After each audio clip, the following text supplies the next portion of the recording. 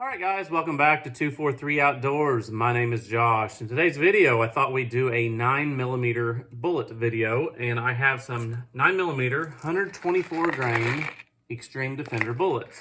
I picked these up online the other day. I was buying some brass, and this was in the sale section, and they were $10, so I thought, why not? Hollow point 9mm, add to cart. So they're pretty similar to the Hornady XTPs. And I did a video a while back, and I'll leave a little card up there in the corner for you guys to check out. And today's video will be more on these bullets. But anyway, these were $10. I did a little searching online, and I think typically they sell for about $18 to $20, where the XTPs sell for around $25. So are they a viable replacement or equivalent? I don't know, but we're going to find out today. So first thing we're going to do is weigh out some projectiles. We'll take a look at them and see what we got. Okay, so I got my scale warmed up here. I'm just going to grab a few out of the box at random and set them on here. See what we come up with. 124.1. 123.4. Do about 5 here. 124.5. 123.8. Do one more. And 123.8. So there's about 1 grain difference. We can throw a few of these XTPs on as well, see how close they are. 123.9. 24.1.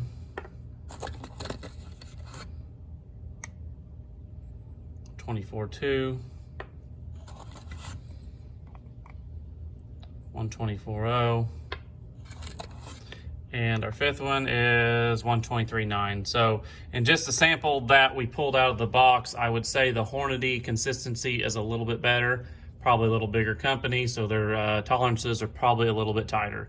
But let's go on. Okay, so just looking at the projectiles, they are a little bit different. The kind of ogive transition's a little bit different. This X-Treme Defender has more of a rounded contour, whereas the XTP has this more defined line and then kind of a conical shape. The hollow point on the X-Treme Defender is a little bit bigger, and it has kind of the star or penta design on the inside, whereas the XTP is a little bit smaller hole, but it's just kind of like a hollowed out cavity. The bottom of the bullets are both flat based, and they're similar. The X-Treme Defender has a little bit more rounded edge. Get that up here where you can see it, whereas the Hornady just has more of a sharper contour. They are both rounded, but this one is a little bit more defined. So we'll get our calipers out here, and I'll measure some overall lengths. They're pretty close, but they are a little bit different. So the X-Treme Defender is coming in at 0.575. Check a few of these, see how close they are. 0.572. 0.571, 0.75, 0.575, and 0.569. Jumping over here to the XTPs, we have 0.576, 0.575, 0.576, 0.577, and 0.576. So they're nearly the same overall length. Once again, I believe the Hornady bullets have a tighter tolerance than these. Before I started filming this video, I just pulled one out, and it was like the 0.569, and then I was coming into 0.575 on those. So I was actually thinking the Hornadys were a little bit longer, but they're really not. They're actually all about the same. It's just the tolerances for the Hornady are a lot tighter than the X-Treme Defenders. Okay, so the next thing we're going to do is set up my breech lock pro back to 9mm. I was loading some 357 the other day, so I need to change the shell plate out and then get the dies installed. I'll speed you up while I do this, so hang tight.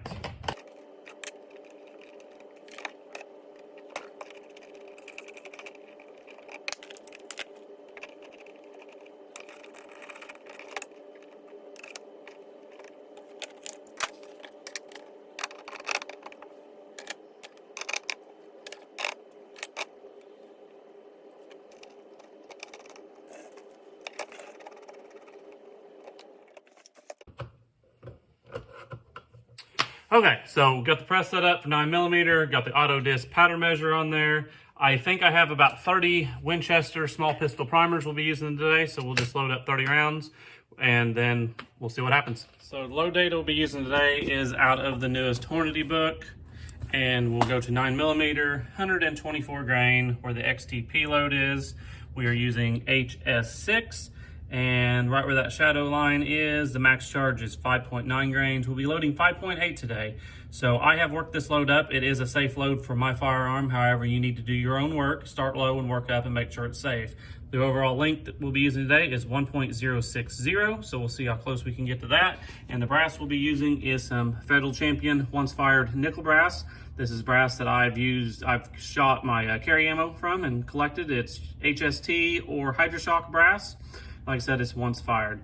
So I think everything's set up. I've already calibrated my powder measure. It is throwing 5.8 exactly. The only other thing we need to check and see is our seating depth. So let's get it figured out. Okay, so I'm gonna load a single one first to get our overall length determined. So I'm just gonna drop it in that hole here.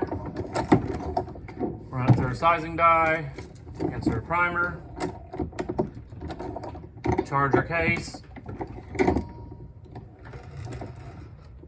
verify we got powder in it. I'm going to go ahead and back this seating die out just a little bit. See it around. And I'm going to go ahead and pull it out and we'll give it a quick measure. It'll be probably just a little bit long. We're looking for 1.060 and we are at 1.079. So we need to dial it down 19 thousandths.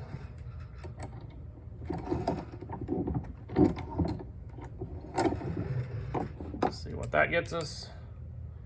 And we are at 1.060. So that's where we need to be. Go ahead and insert this back in, short stroke it, crimp it, and there is our completed cartridge. So I got 29 more pieces of brass here. I'm gonna go ahead and throw my case feeder on here, top it off, and then we'll run the 30 rounds through this. Okay, we got our case feeder set up. Everything's ready to go. Let's run some rounds.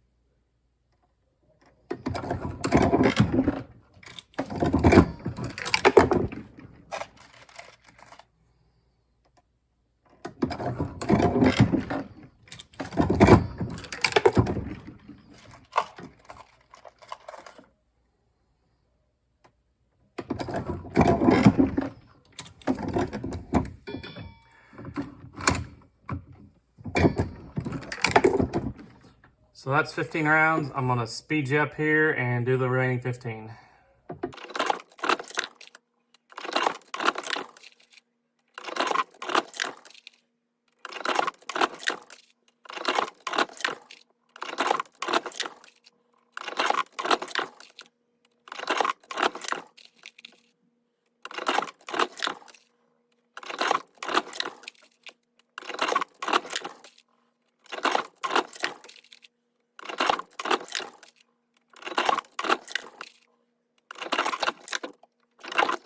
Okay, next I'm gonna go ahead and box these up out of the thing, give them a quick overall inspection, make sure everything's got a primer in it and everything looks okay.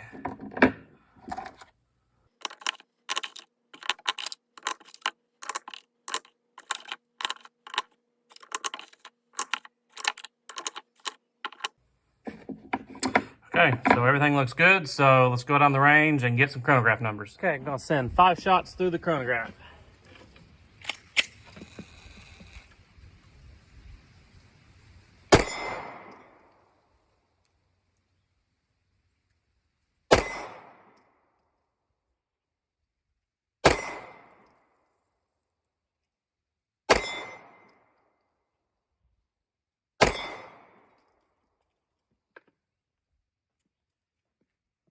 Okay, let's review our numbers, and we are using the Glock 43. I want to use the shorter barrel, so this will be more of the minimum velocity in the 9mm.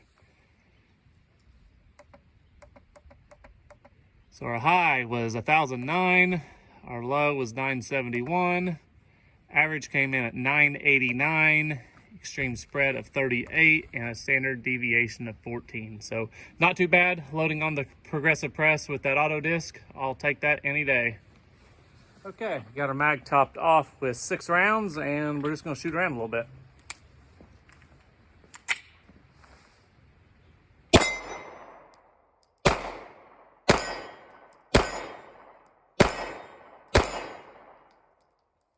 So feels the same. It's like the XCP, same charge, same weight, mild recoil, pretty shootable. So I'm gonna top the mag off and do it again. Got 6 more rounds loaded up.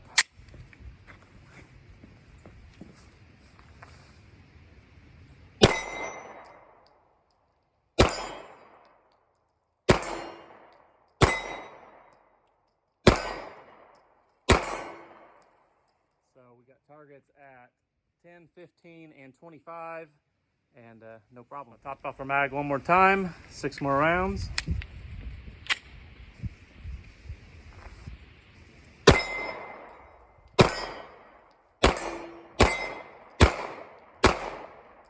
that last one, but all right, let's fill up some water jugs and do a kind of a penetration expansion test. Okay, so I got 6 jugs set up full of water. Hopefully our bullet flies straight, because we only got one chance of this, because this is all the jugs I have.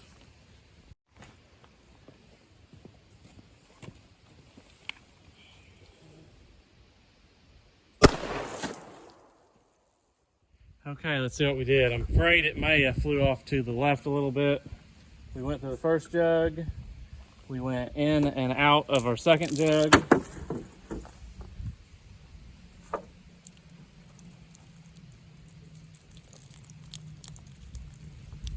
Oh. Are we answering those? Yeah, we captured it. So it went through 2 and stopped in the 3rd.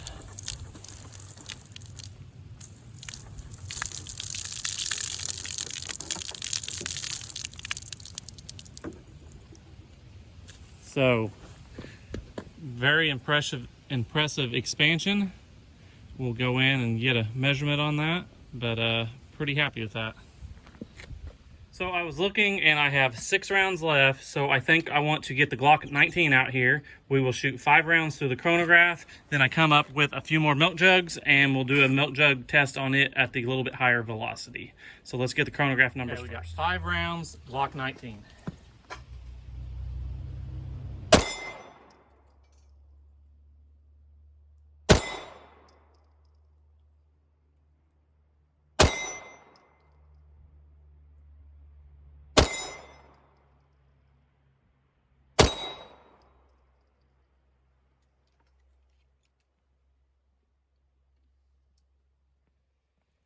Okay, going through these numbers, we have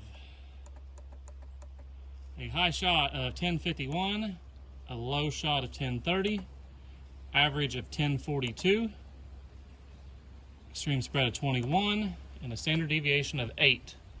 Excellent. So let's go over here to the water jugs. Okay, this is our last chance. This is the last of the jugs that I could find. Got 4 jugs, and I went and loaded one more bullet for the Glock 19. So wish me luck.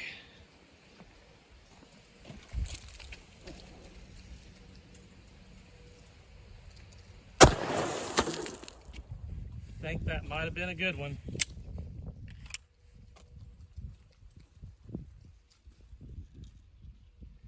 So we went through 2 and into the 3rd, and we did capture it.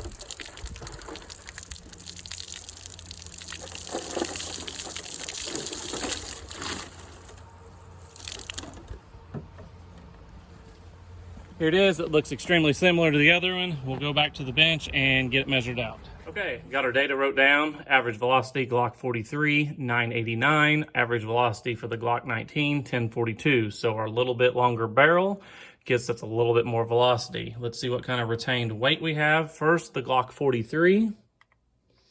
And we are at 123.7, and these were, you know, within a grain of 124, so I believe that's probably about 100% weight retention. And the Glock 19 is showing 123.2. That one could possibly lost a little bit or not, I don't know. But let's get the calipers out and see what kind of expansion we have. So there is a 0.616. I believe we can get a little bit more. There's 0.639. Try to find our widest point. And that is it. So 0.639. I'm gonna write that down.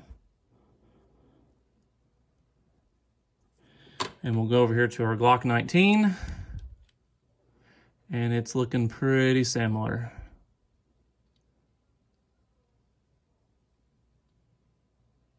Get just a little bit more right there. 0.650. So that is pretty good expansion for a hollow point. Set these back here, but the expansion looked really good on them. The mushrooming was really good.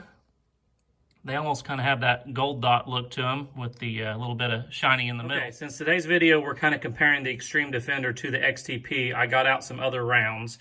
This is the XTP round we shot in the dirt in the last video. This is the exact same charge, 5.8 of HS6, and that's the expansion we got. This one here was shot into water. It went through 4 jugs and stopped on the 5th. The expansion is 0.563. So these are all 124 grains. Bullets shot with 5.8 grains of HS6. And then this is a 124 grain gold dot that I shot years ago, 0.602. So it's just kind of in between the two. And for reference also, this is a 147 grain Hornady Critical Duty. And as you can tell, it doesn't expand as much. I don't remember, I done these probably before I started YouTubing. I had a bunch of hollow points and I went out testing them, seeing how many water jugs they went through, and just to get the expanded bullets. So the Critical Duty is probably going to have the best penetration out of everything. The XTP will be next, then the Gold Dot, and then the X-Treme Defenders will have the least amount of penetration. However, they have the most expansion. So if you're taking that into consideration for like a personal defense round, that's something to consider. Also, if you're hunting, these 3.355 diameter bullets would also work in a 350 Legend. You'd also have a higher velocity, but these X-Treme Defenders would probably be an excellent hunting bullet. Okay guys, that is going to wrap up today's video on the 9mm 124 grain X Defender bullets.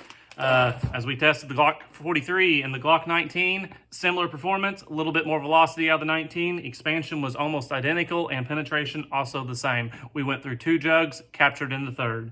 So that's all for today. I want to thank everybody for watching, and we'll see you next time.